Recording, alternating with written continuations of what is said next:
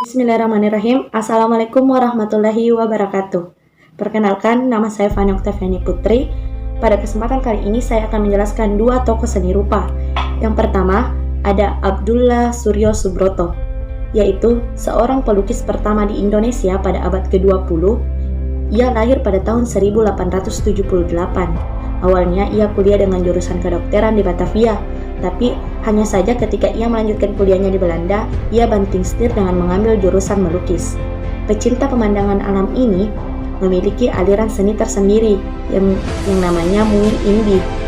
Yang jika dilihat secara keseluruhan, Mui Indi ini hampir sama dengan aliran naturalisme.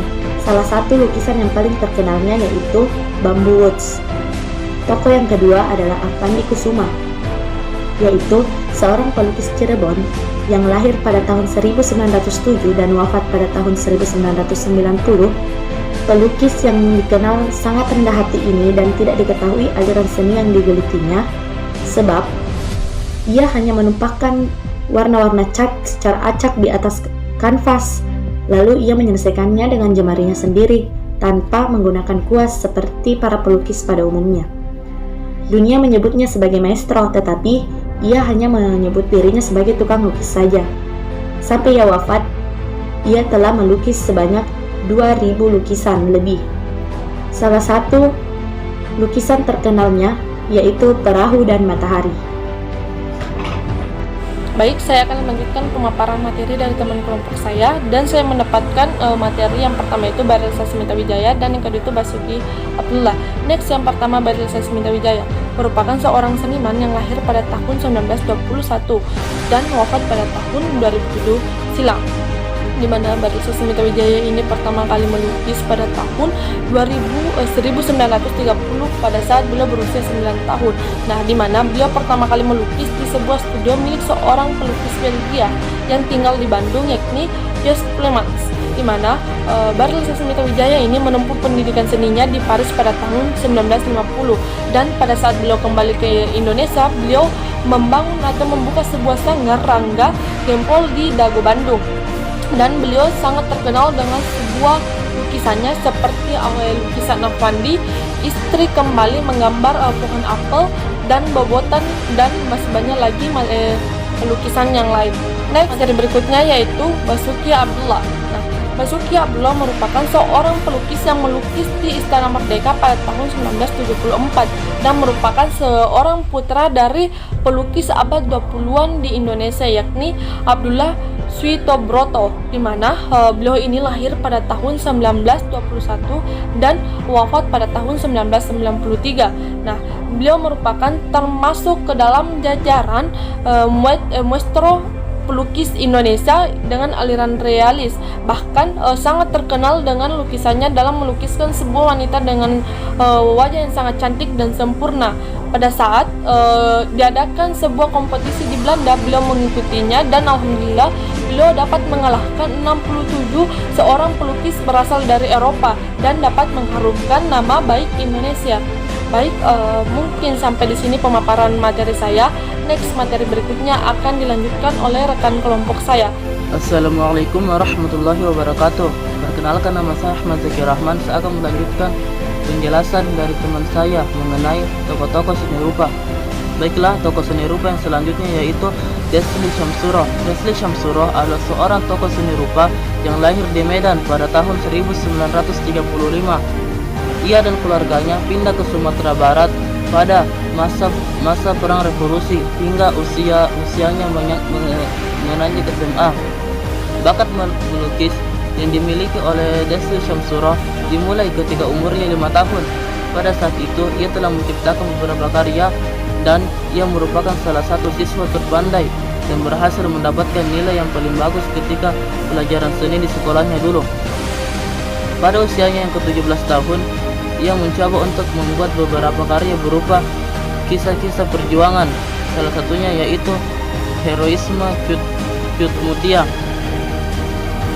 Dari karyanya itulah mengangkat dia menjadi seorang seniman dan dapat membuat karya-karya besar yang lainnya seperti Kereta Api Terakhir dan komik Semut. Baiklah, yang selanjutnya yaitu Hendra Gunawan. Hendra Gunawan adalah seorang pelukis Sunda yang lahir pada tahun 1918 dan wafat pada tahun 1983 di Bali.